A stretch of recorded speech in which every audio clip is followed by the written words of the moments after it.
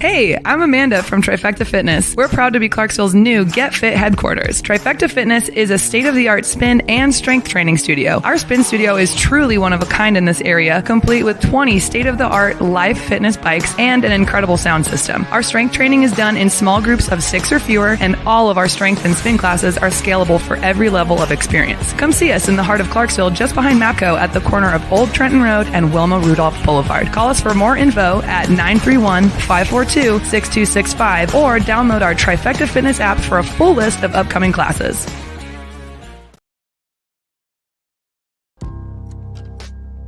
In October 2019, Arlington, Texas was chosen to be the home of a new national museum, unlike any other. The National Medal of Honor Museum will be a unique home of military history. The 100,000 square foot museum will house exhibits, archives, and artifacts relating to the 3,500 U.S. troops who have been awarded the medal, the nation's highest honor for valor in combat. The museum will have 31,000 square feet of galleries dedicated to U.S. troops who have received the award. The museum CEO, former Navy SEAL and NASA astronaut Chris Cassidy, said the museum will focus on education as much as preservation. The building will have 5 areas dedicated to Medal of Honor winners from the Army, Marine Corps, Navy, Air Force, and Coast Guard.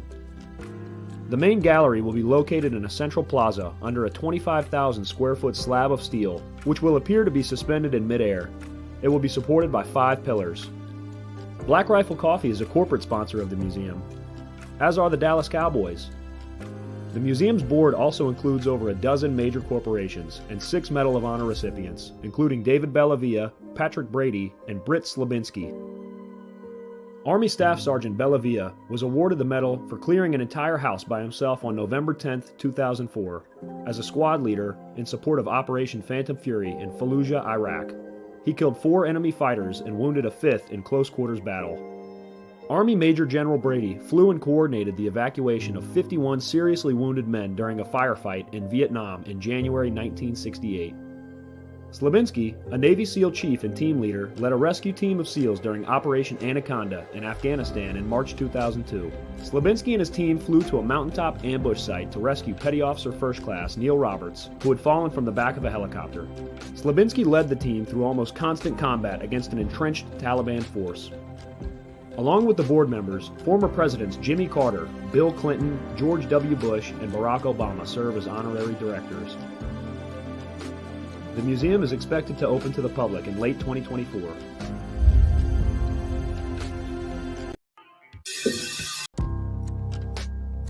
In October All right. Welcome back. MisFitNation. We are a show founded by a veteran and hosted by 2 veterans and a military spouse.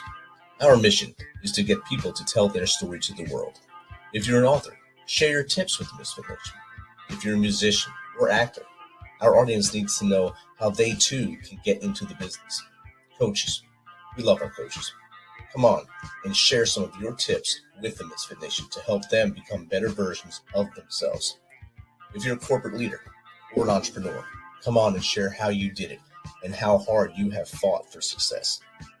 If you're a veteran, first responder, or Gold Star family, we would love to have you come on and just share your story with the MisFitNation.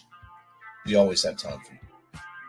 If you're feeling down, alone, or starting to see the darkness, stop. Think about those who are around you.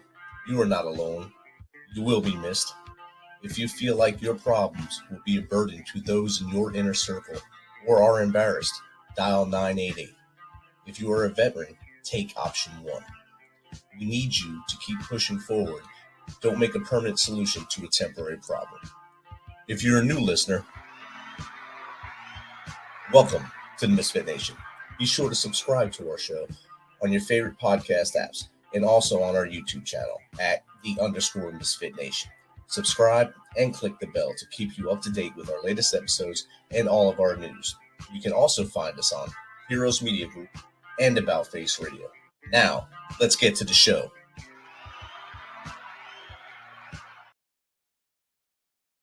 All right. Finally, we're back. We have a guest that showed up for our Tuesday, and it's a great guest, an amazing human. She's been through a lot, and she keeps giving back to others. She has spent the last 11 years traveling the country, spreading awareness that our Gold Star families still exist, and our fallen deserve continued honor and respect. She has also helped change and create multiple federal laws that benefit the entire Gold Star community, but especially the children of the fallen. She was also instrumental in passing the Global War on Terrorism Memorial Location Act, which allows our post 9/11 fallen and veterans to be honored on the National Mall alongside many of our other major wars. She is currently a consultant to the head of the Tennessee National Guard, the Gold Star Liaison for the 327th Infantry Regiment Association, and the Nashville Ambassador for One Tribe, among many other things. So without further ado, let's welcome Seana Arrechaga to the MisFitNation. Welcome, Seana. Hi. Thanks for having me. No problem. It's an honor to have you here. Being an old no slacker from before it was cool to be no slack. When we just no. It's always cool to be no slack. When we learned how to do the no slack position before we learned anything else, so it's great to link in with you. I wish it wasn't on these terms, but right. It's always awesome to link in with fellow fast owners or no slackers, and to see you here and have you on my show. And I'll have you in a few days. I'll have you again in front of a microphone, in front of a bunch of people, saying things that make your heart swell and your tears come out. But thank you for taking this time. I might cry today, so we're gonna find out. You got it. It's all right. That's why we do these things. Right. So tell us a little bit about you from before all this to how you and I met, and then we'll go into the other side. So it's not a good story. I don't know how else to put that. He had one of those very common. He came home from Iraq, his second tour in Iraq, to divorce papers and a restraining order situation. And we met shortly after, and we were supposed to be each other's rebounds. And then we stuck. It's one of those things, right? So I helped him through his divorce, and then we accidentally created our own child and got married ourselves. So, which was wonderful. Like, it all worked out up until he passed. It all worked out the way that we wanted it. We were madly in love and all of those things. And my stepdaughter is 20 and she's amazing. And our son is 15 and he's amazing too. So you have a big part to do with that, to help them to grow into the people they are, as well as keep his legacy alive in them. So right, and that's my whole goal. You're doing outstanding. Yeah. Yes, like it's been 12 years now, but the entire goal, and both of the kids know it, is to maintain the legacy, further the legacy, and make sure that he's never forgotten. Definitely, and our listeners already chimed in. He was a former guest on the show, Dennis Schroeder.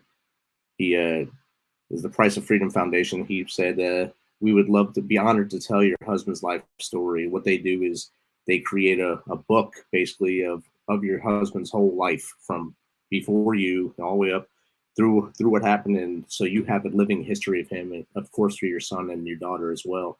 And I'd love to connect you two after this. Yes, absolutely. And my husband is very unique because he was born in Cuba, and he came over when he was 14. So he's an ESL student in high school. And when he turned 18, he decided to join the Army. And that was in February of 2001. So it was pre 9/11. So he was part of the invasion of Iraq. He did 4 tours. And then he became a citizen on his 3rd tour in Saddam Hussein's palace, which, that alone is, I think, pretty cool. So, his story is very fascinating. And I would love to share it with anybody who wants to listen. Definitely. And Dennis is a great person for that. And his foundation is amazing. And I'll definitely do an email connection for both of you after this show. That way, Afram's story can be told, and you'll have a book that you can actually hold and have on your coffee table with the whole story in there. Okay. Stop. Sorry. There's, I'm trying to tell you to stop. I'm good. Okay. So if you could, I guess, walk us through the worst day of your life there. So tell us. Well, it's hard to like. Obviously, that was the worst day of my life.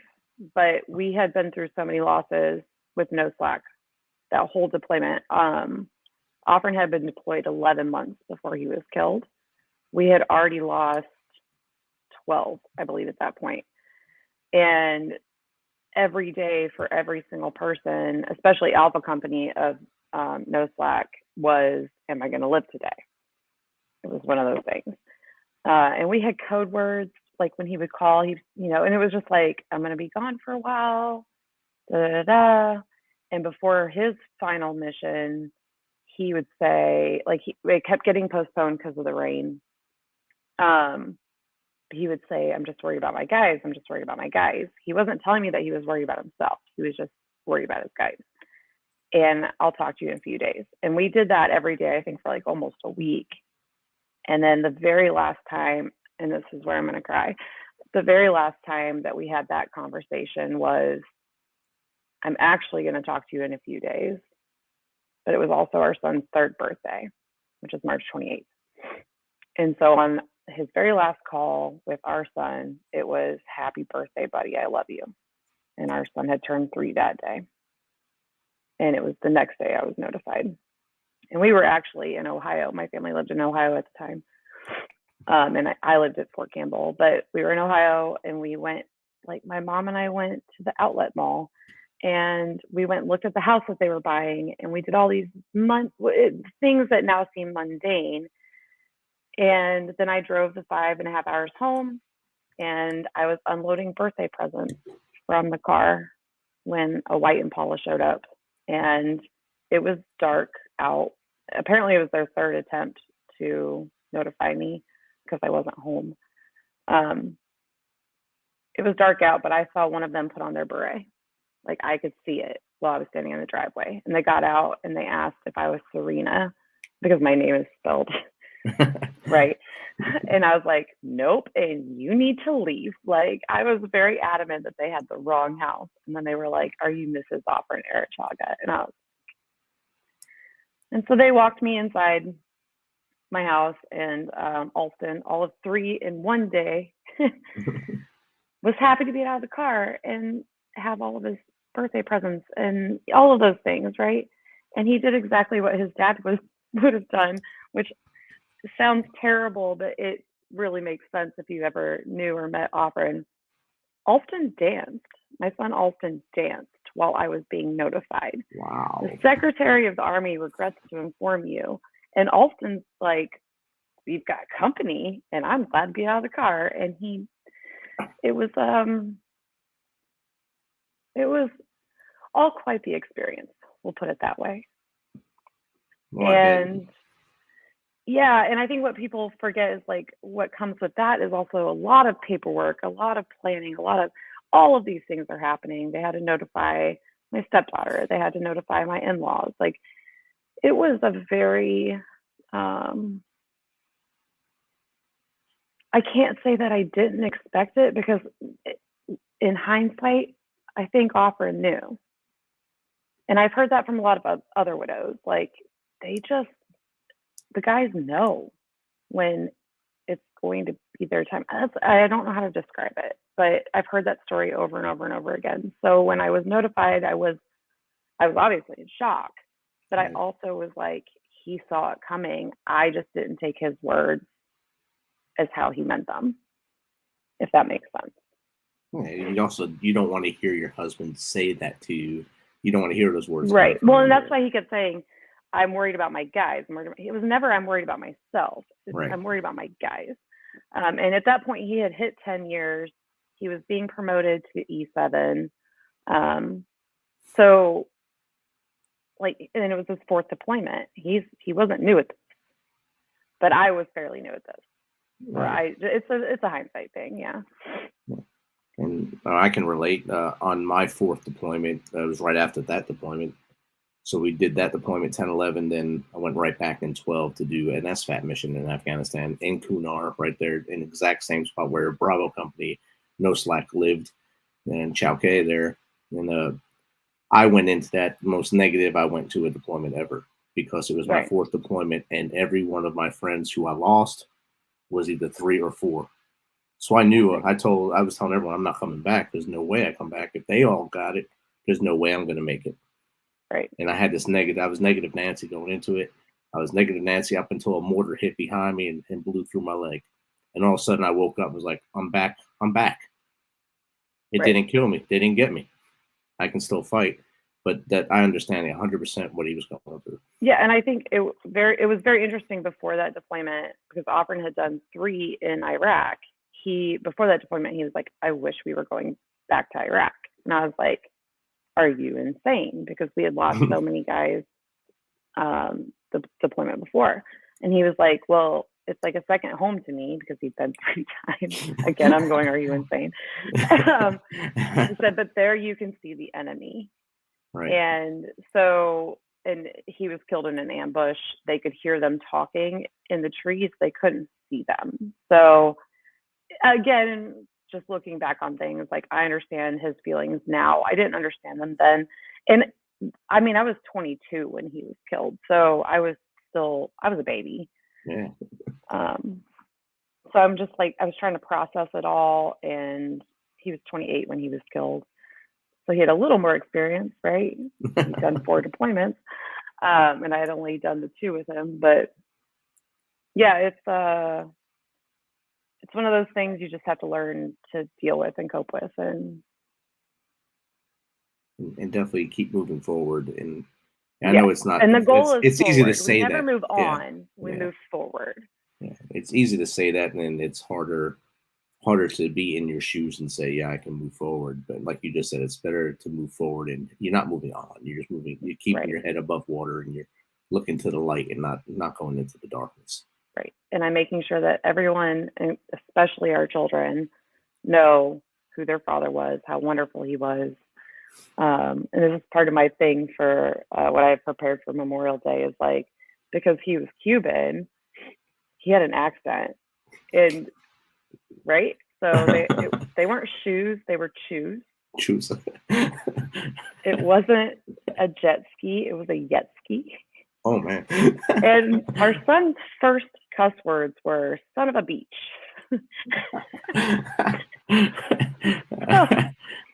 So when those things happened, Offren was willing to like laugh at himself.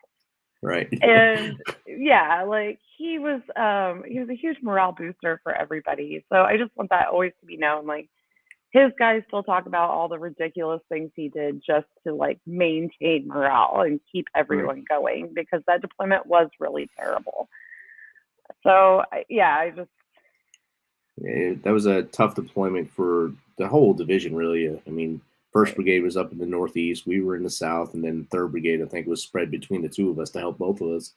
And we were in a constant fight, because we were the surge. It was 101st was the surge plus it was the surge. Plus helpers. And so we were in constant fighting every day. You didn't know what was going to happen. So a lot of crazy things happened. And I'm sure you heard some crazy stories. If you'd like to share any crazy stories that can make you laugh instead of tear up. Okay, so most of my crazy stories are things that I am not allowed to say. Ding, ding, ding.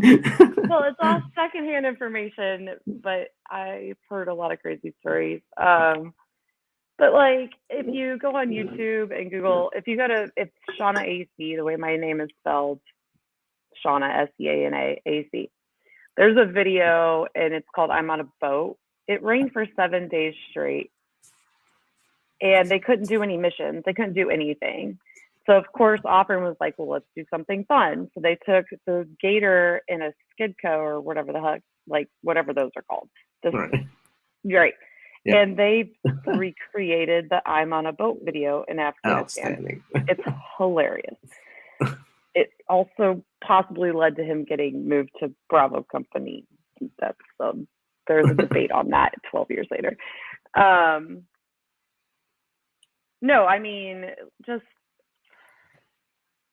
it's really hard because Offren was at Cop Monte for the bulk of his deployment, and they were so isolated that they had to do what they had to do to make it through. Right. Does that make sense? Oh, yeah. It got to the point where they wouldn't, like, it was so dangerous that the mail would not be delivered to them anymore. They had to go get their own mail. When they needed new uniforms, they had to go get it themselves. Like, and we're talking, I think the number I was told was 140 men, but 140 men on basically a desert island where you're being shot at every day. Like, it was a very stressful deployment for everybody. And now Offren lays in Kentucky Veteran Cemetery West with his first sergeant, who was killed in June of 2010. And that was not the plan. The plan was Arlington. But when Offren came home on R&R, he asked if we could go see First Sergeant Barton. And I was like, of course. We went twice, actually. And what's cool about that cemetery is that it's so close to Fort Campbell that you can hear the big ranges. Right. And the Chinooks fly over all the time. And Offren was like, I love it here. So when it actually happened, I was like, okay, this is what's happening. So, and First Sergeant Barton was also his first sergeant in Iraq for his Samara deployment, his third deployment. So they're 2 rows apart now. Wow. Yeah. And a lot of people asked if I would have regrets. I have no regrets. He's close. I'm an hour and a half away. He's close to his daughter. He's close to his parents, and he's with First Sergeant Barton. He's with family up there, and he's close enough to you guys, so you guys can come, and like you said, on Monday you'll have your whiskey with him and breakfast. I'm sorry, breakfast. Breakfast. Yeah. Breakfast with him. Yes, breakfast of champions. And Kentucky West is laid out pretty. I think Kentucky West is probably one of the best laid out veteran cemeteries because it's not a huge cemetery, of course. It's a smaller cemetery, so it's easy to navigate, but it's also set up in a way that it's peaceful and you can find places just to sit down and relax and sit with your loved one. Unless my family's there, because we there ain't no party like a cemetery party. Cemetery party don't stop. we try to find the positive in it, and so it's and they actually like own everything behind Offren because he's by the bell tower. He's in Section 6. They own all of that, and it won't be filled in our lifetime, but they own every bit of that. So yeah, it's also where we possibly use the restroom. It's all right. Possibly. Office closes at like 4. Come on, we're trying to be respectful. No, but excuse me. Yeah, no, Monday will be, I'm going to keep it together for what I have to say. And then after that, I can do whatever I want. Yeah, I'll be right there with you Monday. So if you need someone to punch, hold, kick, whatever, I'll be right there. And if you need to just put your head down for a second and collect yourself, I'm right there. Right.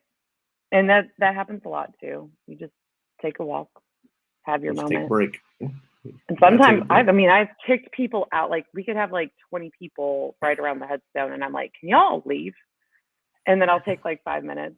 I'm one of those people, but no, we try to make it. And that's the thing. Offren was very good about, like, when it comes to morale and all of that. Like, he knew he was very good about finding the joy while dealing with the bad. And so that's always my Memorial Day message is if Offren could do both while losing not all of his friends, but a lot of his friends, we can do that on Memorial Day. But we still need to acknowledge why the day exists. And we need to honor the fallen. And we like all of those things. Because a lot of people are like, oh, it's just a party, blah, blah, blah. And I'm like, no, it's not. It's not. So I try not to be like a stingy cuss word about it, but you're being so good. I was gonna try not to cuss. Anyway,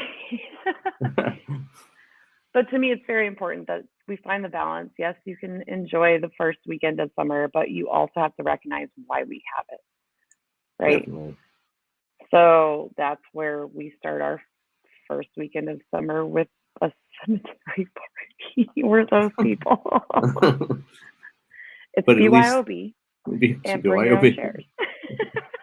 Let's throw And no we're chairs. respectful to all. Yeah, we're respectful to everybody around us. It's just everybody knows we're going to be there, so they make plans, they show up, and it is what it is. I know it gets posted on the No Slack page, and I think it's also on the Bastogne page when this weekend comes up to be out there. So I know a lot of people are invited. It's just how many people can get to this area at the time.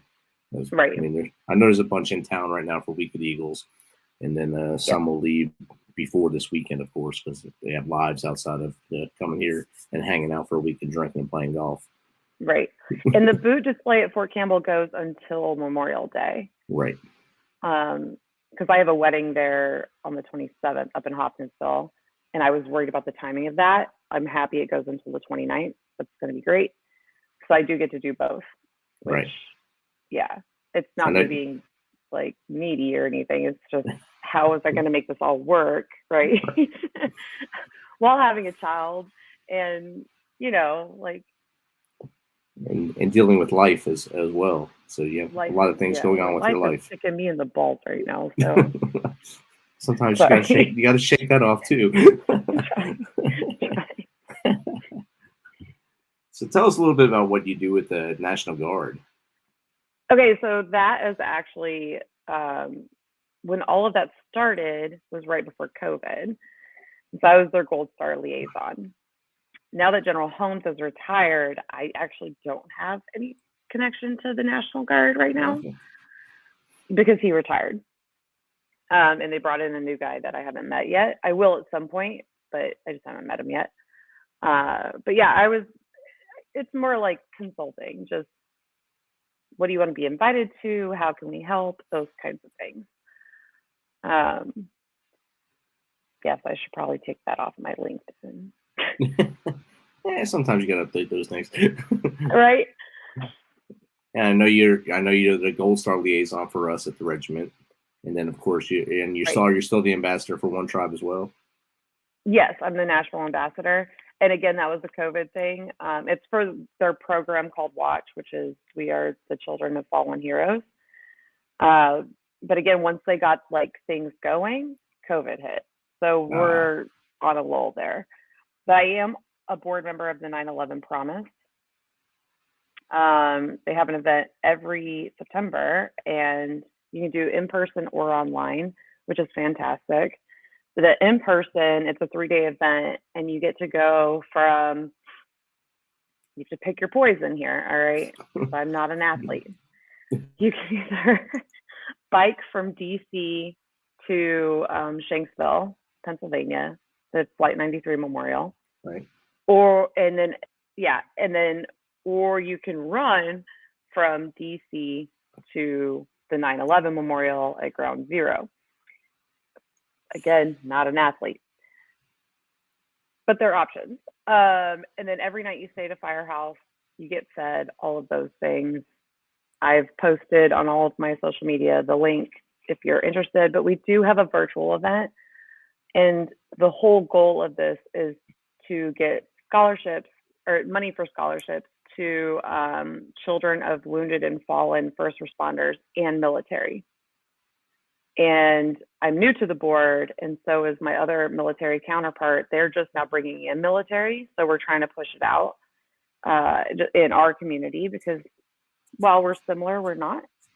But we did pick 16 really awesome kids this year that all get $5,000 scholarships. Wow. To college. Yes. So, and that's what the whole event is for, is to raise money for that. That's awesome. I am on the board of that. Yeah. And then everything else I do, I don't get paid for. I'm one of those people. But like you said, like we got GWAT packs. I'm drinking out of like the GWAT cup. We got the memorial on the mall.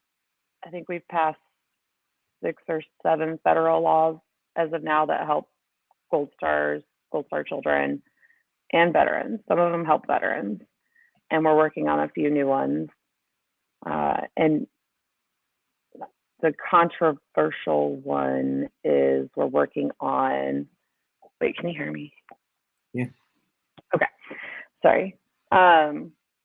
Is the Love Lives On Act, which would allow widows to remarry without losing their benefits. Ooh. So like when I was 22 and they laid it all out for me, it was, you get, his pension, you get DIC, you get insurance, all this. But if you're married, you get nothing. Like we can't even have a military ID to go and post. We lose everything. Ooh. So I was 22 when I decided I was never going to remarry again because my husband didn't die for me to get nothing. Right? Right. And again, controversial. People have their own opinions, and that's fine. But I was 22. And I'm not 22 anymore. They expected us to be alone forever. So that's crazy. something we are working on. And then also, when it comes to federal employees, their widows, from what I understand, this is my understanding, and I'm still looking into all of this, but federally, all other employees, minus the military, they get full pension, their spouse's full pension, they get full whatever benefits, they get to keep their insurance, all of that, even if they do remarry. Whereas military widows only get 55%. So we're trying to, we're working on trying to fix that too, because it's not fair. I mean, like, I have friends that are FBI, I have friends that are ICE, and their widows are going to get, and it could happen, it could be a car accident. They're going to get way more than we do. And it's not about the money, it's about the principle of it. My husband didn't lay for 3 hours bleeding out on a battlefield for me to be given nothing. So.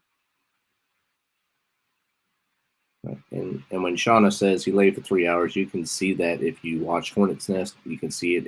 It's played out for you on there, and I'm sure that doesn't help you watching it to see that happen. But that show, the documentary, actually laid out what they went through during their deployment, and especially that day. That day was a big day for that unit and a bad day for that unit at the same time.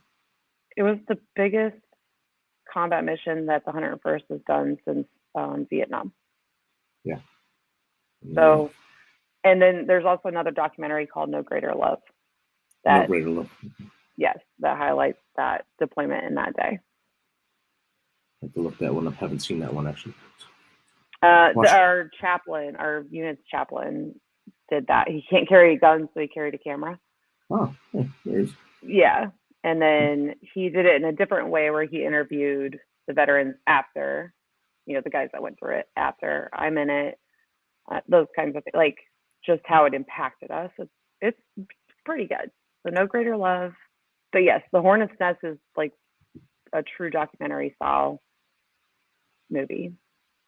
Yeah, I made the guys in the office watch it a few times just to, one, because it's military and we train soldiers, so it's good to be up on things, but also to see what No Slack went through during that time.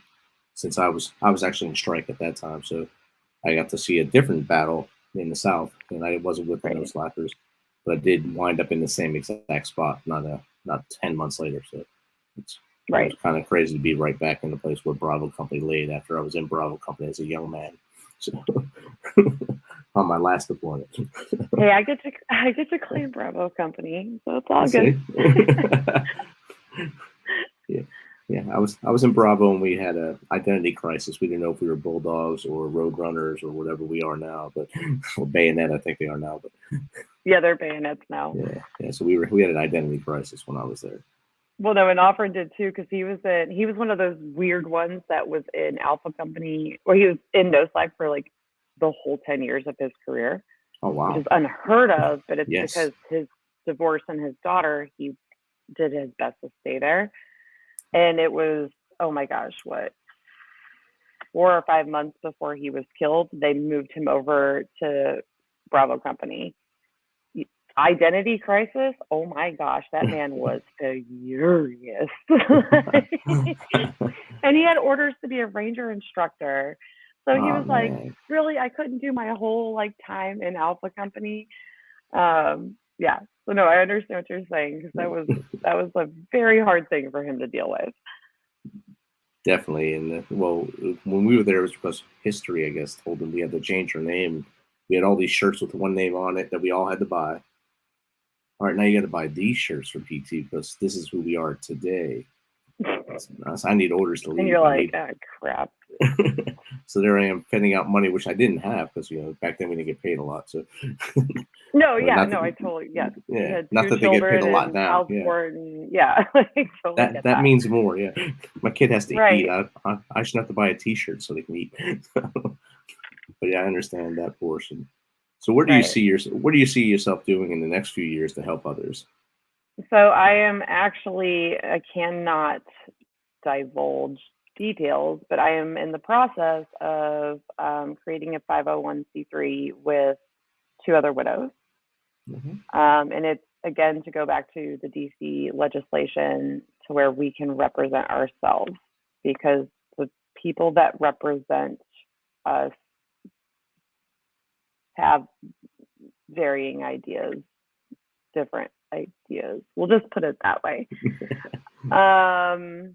So we're working on that so that we can fully represent our killed in action families. I think that's the most I can give you. Like, I want to say more, but that's the most I can give you. So when you get that up on the feet there, the 3 of you can come back on and talk about it to get more eyes on it, more ears on it and stuff. It's one of those things where when it comes to the Gold Star community, some people want everyone to be considered a Gold Star. The DoD does not have an official definition. They're working on it. And all of the organizations that represent KIAs, I think it's only 7% of who they represent are actual KIAs. So our goal is to represent ourselves. And we've had that debate. We've had that debate in our office. Most I will say about it. Yes. It's just, we want to not have other people speaking for us. We want to speak for ourselves and for our children. Definitely. I'm sure you'll grow pretty quickly because there's a lot of you out there. We already have we have a lot of people who want to fund it. We just have to pick a freaking name. That's what we're working on. Is it because it's 3 women who won't make up their minds? No, it's more of like because of the random definitions of Gold Stars. It's how we have to word it properly. That's the biggest thing. And we hate leaving, we don't want to leave people out, but you can't compare some things to others. And it's not fair that my husband's sacrifice is taken away from by something else. Yes. We'll just put it that way. That's very, very nice way to put that there. Yes. Without causing divide, yes. Yeah, I'm not trying to. We're just we see a need and we're trying to fulfill it. And we're also, because at this point, post 9/11, a lot of our kids are teenagers. So we're teaching them how to advocate as well. And I think that's, because that needs to happen. They need to know how to advocate for themselves. So we're working on that. And the next couple of years, literally, I just want to get my kid through high school. Tomorrow's his last day of his freshman year. So I got 3 more years. You got this. Knock on wood. I think I've seen you post that you're teaching him to drive now too. Not legally, so. Yes, it's Tennessee. Everything's legal. Just in the neighborhood. Yeah. Terrifying. Baby steps. Baby steps. Full baby steps. Full baby steps. Boy has a lot of practice to do. There's not a lot of, and all that practice will help you drink a little more too, so that'll help you out. We're gonna find out. It'll work out. Yes, it's supposed to. I mean, I did it. We all did it, right? Yeah, we all made it through that. Yeah. we hopefully all survive. I think we're going everyone to see what happens. God, it's terrifying. Having teenagers is like having toddlers all over again. I'm like, it was I was gone most time. My daughter was a teenager, so I was kind of my wife dealt with that. So yeah, your poor wife. Yeah, well, yes. I'm a solo parent, so I'm just winging it. Yes. I've seen something on YouTube I can help you out with. Right. Yes. So I envy. I mean, you guys that do this on your own. It's an amazing feat to make it through and keep some of your sanity at the end of it. So that's also no promise. No my promise. Own therapist, my own psychiatrist. We're going that's through good. all of it. And again, going back to mental health, like our kids need it, and in turn we need it because it's been an ordeal. We've had a really, really bad year this year. I won't divulge when it comes to that, and it was like, okay, we both need help, right?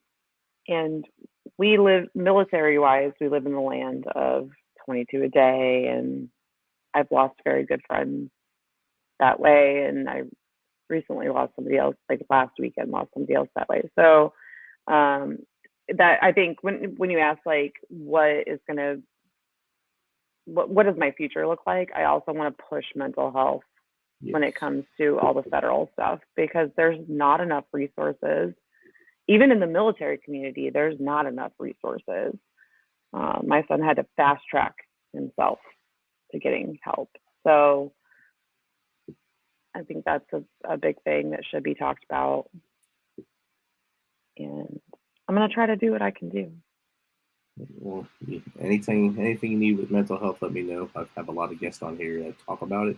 And I've been through many, I would say, trials and tribulations to go through it. Yeah. And I was escorted out of the VA once because I didn't like how they were treating anyone, not just me, anyone.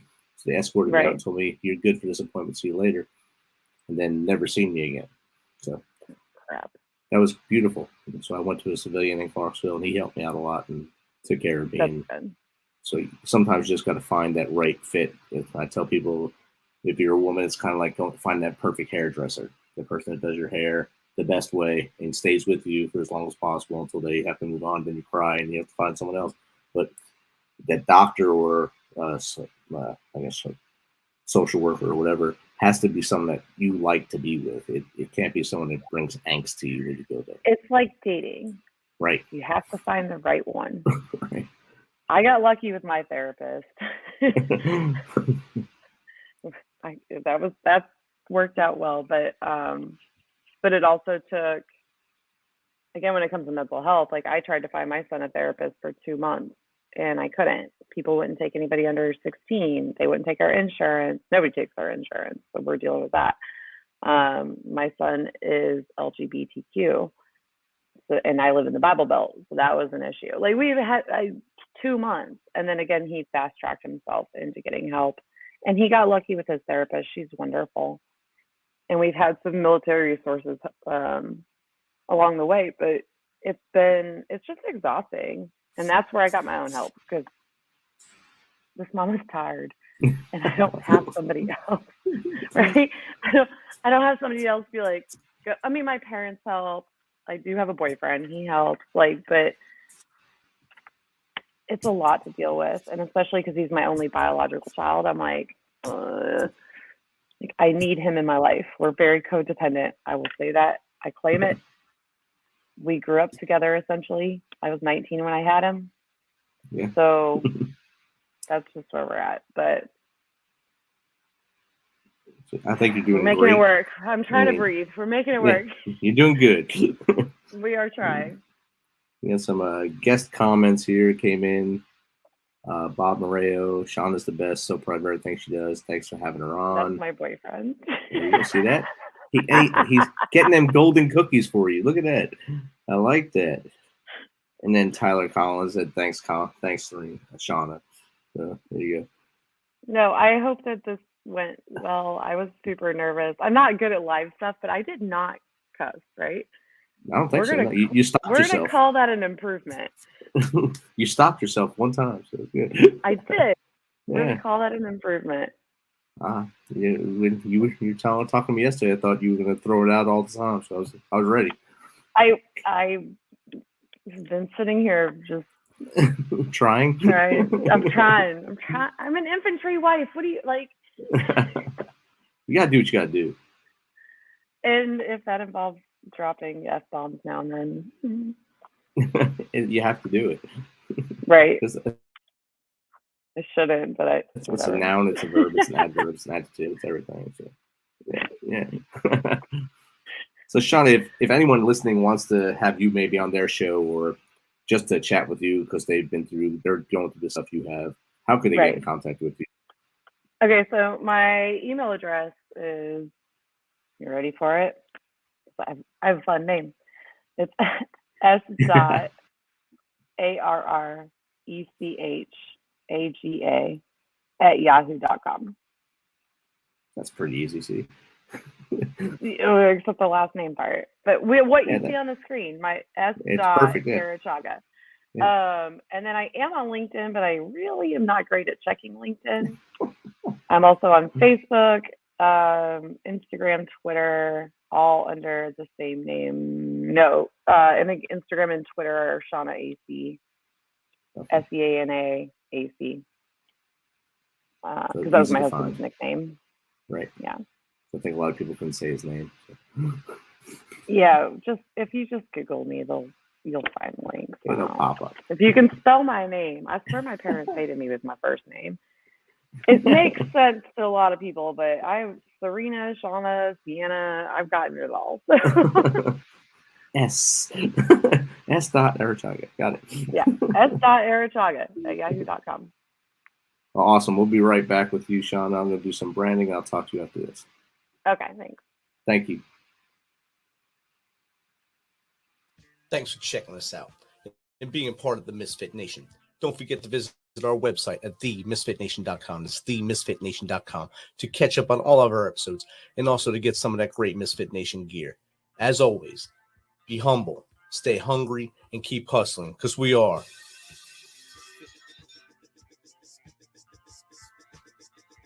Misfit Nation.